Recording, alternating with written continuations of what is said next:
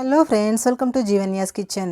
Friends, இன்றைக்கி நம்ம பன்னு வச்சு ரொம்ப சிம்பிளான முறையில் ரொம்பவே டிஃப்ரெண்ட்டான ஒரு பிரேக்ஃபாஸ்ட் ரெசிபி செய்ய போகிறோம். குழந்தைங்களாம் ரொம்ப விரும்பி சாப்பிடுவாங்க. இது நீங்கள் பிரேக்ஃபாஸ்ட்டாக மட்டும் இல்லைங்க, ஈவினிங் டைமில் ஸ்நாக்ஸாகவும் செஞ்சு கொடுக்கலாம். சாப்பிட்றதுக்கு ரொம்ப டேஸ்ட்டாக ரொம்ப டிஃப்ரெண்ட்டாக இருக்கும். இது எப்படி செய்கிறதுங்கிறத பார்க்குறதுக்கு முன்னாடி நம்ம சேனல் ஜீவன்யாஸ் கிச்சனை மறக்காமல் சப்ஸ்கிரைப் பண்ணி பக்கத்தில் இருக்க பெல் சிம்பிளையும் கிளிக் பண்ணிக்கோங்க. இது செய்கிறதுக்கு ஸ்டவ்வில் ஒரு பேன் வச்சுட்டு அதில் 1 டீஸ்பூன் எண்ணெய் சேர்த்துக்கோங்க. எண்ணெய் காஞ்சதும் இதில் 1/2 கப் அளவுக்கு துருவின தேங்காய் சேர்த்துக்கோங்க. சேர்த்துட்டு ஸ்டவ் லோ ஃப்ளேமில் வச்சுட்டு இதை நல்லா வறுத்து எடுத்துருங்க. தேங்காயில் இருக்கக்கூடிய அந்த ஈரப்பதம் முழுமையாக போயிட்டு கொஞ்சம் செவந்து வரணும், அது வரைக்கும் இதை நல்லா வறுத்துக்கோங்க.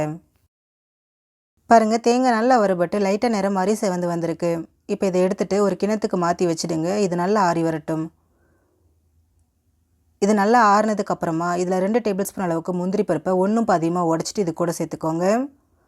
கூடவே 2 டேபிள் ஸ்பூன் அளவுக்கு டூட்டி ஃப்ரூட்டி, 1 டேபிள் ஸ்பூன் சர்க்கரை சேர்த்துக்கோங்க. சேர்த்துட்டு இது எல்லாத்தையும் நல்லா ஒன்று சேர்த்து கலந்து விட்டுருங்க. இந்த இனிப்பு சரியாக இருக்கும். ஒருவேளை உங்களுக்கு இனிப்பு கொஞ்சம் அதிகமாக வேணும்னா இன்னும் 1 டீஸ்பூன் அளவுக்கு சேர்த்துட்டு இதை நல்லா கலந்துக்கோங்க. பாருங்கள், நல்லா மிக்ஸ் பண்ணியாச்சு. ஸ்டஃபிங் நமக்கு ரெடி ஆயிடுச்சு. இது அப்படியே இருக்கட்டும். அடுத்ததாக பாருங்கள், நான் 3 பன்னு எடுத்துருக்கிறேன். எடுத்துகிட்டு இதை 2 இந்த மாதிரி கட் பண்ணிக்கோங்க. முழுசாக கட் பண்ணக்கூடாது, 3/4 பாகம் மட்டும் கட் பண்ணிக்கோங்க. ஒரு பக்கம் ஒட்டி இருக்கிற மாதிரி விட்டுருங்க. பாருங்கள், இந்த மாதிரி கட் பண்ணிக்கோங்க. முழுசாக கட் பண்ணி தனித்தனியாக எடுத்துடக்கூடாது.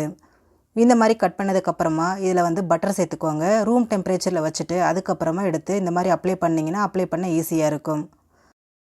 அன்சால்ட்டட் பட்டர் யூஸ் பண்ணிக்கோங்க. சால்ட்டட் யூஸ் பண்ணிங்கன்னா ரொம்ப உப்பாக இருக்கிற மாதிரி இருக்கும். பாருங்கள், இந்த மாதிரி ஃபுல்லாக அப்ளை பண்ணிக்கோங்க. அப்ளை பண்ணதுக்கப்புறமா இதில் நம்ம ஏற்கனவே ரெடி பண்ணி வச்சுருக்கோம் இல்லைங்களா தேங்காய் ஸ்டஃபிங், அதை 2 டீஸ்பூன் அளவுக்கு வச்சுக்கோங்க. பன்னுக்கு வெளியில் வரக்கூடாது, முழுமையாக உள்ளே அடங்குற மாதிரி நீங்கள் எவ்வளோ வைக்க முடியுதோ அவ்வளோ வச்சுக்கோங்க. வச்சுட்டு இதை க்ளோஸ் பண்ணிக்கோங்க. க்ளோஸ் பண்ணும்போது அந்த ஸ்டஃபிங் வெளியே வரக்கூடாது, அந்தளவுக்கு வச்சுக்கோங்க. வச்சுட்டு நல்லா அழுத்தி விட்டு இந்த மாதிரி க்ளோஸ் பண்ணிக்கோங்க. இதே மாதிரியே 3 பன்னையும் நான் ரெடி பண்ணி எடுத்துக்கிறேன். நான் எடுத்த ஸ்டஃபிங்கோட அளவு 4 பன்னுக்கு சரியாக இருந்துச்சுங்க. இப்போ எல்லாத்தையும் ரெடி பண்ணியாச்சு. இப்போ இதை டோஸ்ட் பண்ணுறதுக்கு ஸ்டவ்வில் ஒரு பேன் வச்சுட்டு அதில் பட்டர் சேர்த்துக்கோங்க. இதில் நம்ம முழுக்க பட்டர் யூஸ் பண்ணி தான் செய்கிறோம். பட்டர் சேர்த்ததுக்கப்புறமா இதில் நம்ம ரெடி பண்ணி வச்சுருக்கக்கூடிய பன்னை சேர்த்துக்கோங்க. பன்னை சேர்த்துட்டு ஸ்டவ் லோ ஃப்ளேமில் வச்சுடுங்க. வச்சுட்டு இது மேலேயும் இந்த மாதிரி பட்டர் அப்ளை பண்ணிக்கோங்க. பாருங்கள், ஃபுல்லாக இந்த மாதிரி அப்ளை பண்ணி விடுங்க. அப்ளை பண்ணி விட்டுட்டு ஸ்டவ் லோ ஃப்ளேம்லேயே வச்சுட்டு ஒரு 2 நிமிஷத்துக்கு இதை நல்லா வேக விடுங்க. வேகும்போதே ஒரு கரண்டி வச்சு நல்லா இந்த மாதிரி அழுத்தி விடுங்க. அப்போ தான் ஸ்டஃபிங் பன்னோட நல்லா ஒட்டி பிடிச்சி வரும். இந்த மாதிரி அழுத்தும் போது ஸ்டஃபிங் வெளியில் வந்துடக்கூடாது. அதுக்கு தகுந்த மாதிரி ஸ்டஃபிங் வச்சுக்கோங்க. ஒரு பக்கம் வெந்ததுக்கப்புறமா இது அப்படியே இன்னொரு பக்கத்துக்கு திருப்பி போட்டுருங்க. பாருங்கள், ஒரு பக்கம் நல்லா செவந்து வெந்து வந்திருக்கு. இதுக்கு மேலேயும் கொஞ்சமாக பட்டர் அப்ளை பண்ணிக்கோங்க. அப்ளை பண்ணிவிட்டு லோ ஃப்ளேம்லேயே வச்சுட்டு வேக விடுங்க. திரும்பவும் ஒரு கரண்டி வச்சு நல்லா இந்த மாதிரி அழுத்தி விடுங்க. 2 பக்கமும் நல்லா செவந்து வரணும். அது வரைக்கும் லோ ஃப்ளேம்லேயே வச்சுட்டு வேக விடுங்க. இது ஒரு 5லேருந்து 6 நிமிஷம் ஆகும் வெந்து வரத்துக்கு. அவ்வளோதான். பாருங்கள், 2 பக்கமும் நல்லா செவந்து வந்திருக்கு. பண்ணும் பாருங்கள் நல்லா ஃப்ளாட்டாகி வந்திருக்கு இல்லைங்களா, இந்த மாதிரிக்கு நல்லா ஃப்ளாட்டாக வரணும். இப்போ இதில் ஒரு 1/4 கப் அளவுக்கு பால் சேர்த்துக்கோங்க. சேர்த்துட்டு அந்த பால் நல்லா அப்சர்வ் ஆகிற வரைக்கும் திரும்பவும் இதை 2 பக்கமும் திருப்பி விட்டு வேக விடுங்க. ஸ்டவ் ஹை ஃப்ளேமில் வச்சுக்கோங்க. இப்போ பால் ஊற்றுனதுக்கப்புறம் லோ ஃப்ளேமில் வைக்க வேண்டாம். ஹை ஃப்ளேமில் வச்சுட்டு 2 பக்கமும் நல்லா இந்த மாதிரி திருப்பி விட்டு அந்த பால் நல்லா அப்சர்வ் ஆகிற வரைக்கும் வேக விடுங்க.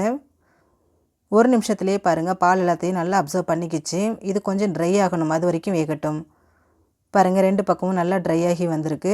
இப்போ இதை எடுத்துடலாம். ரொம்ப சிம்பிளான முறையில் நல்ல டேஸ்டியான ஒரு பிரேக்ஃபாஸ்ட் ரெசிபி ரெடி ஆகிடுச்சு. ஃப்ரெண்ட்ஸ், நீங்களும் இதை ட்ரை பண்ணி பாருங்கள். ரொம்ப டிஃப்ரெண்ட்டாகவும் ரொம்ப டேஸ்ட்டாகவும் இருக்கும். குழந்தைங்களாம் ரொம்ப விரும்பி சாப்பிடுவாங்க. ஃப்ரெண்ட்ஸ், இந்த வீடியோ உங்களுக்கு பிடிச்சிருந்தால் லைக் பண்ணுங்கள். உங்கள் ஃப்ரெண்ட்ஸ் அண்ட் ஃபேமிலி மெம்பர்ஸோட இந்த வீடியோவை ஷேர் பண்ணுங்கள். நம்ம சேனல் ஜீவன்யாஸ் கிச்சனை சப்ஸ்கிரைப் பண்ணி பக்கத்தில் இருக்க பெல் சிம்பிளையும் கிளிக் பண்ணிக்கோங்க. அப்போ தான் நம்ம சேனலில் நான் போடுற வீடியோஸோட நோட்டிஃபிகேஷன்ஸ் உடனுக்குடனே உங்களுக்கு வரும். தேங்க்யூ.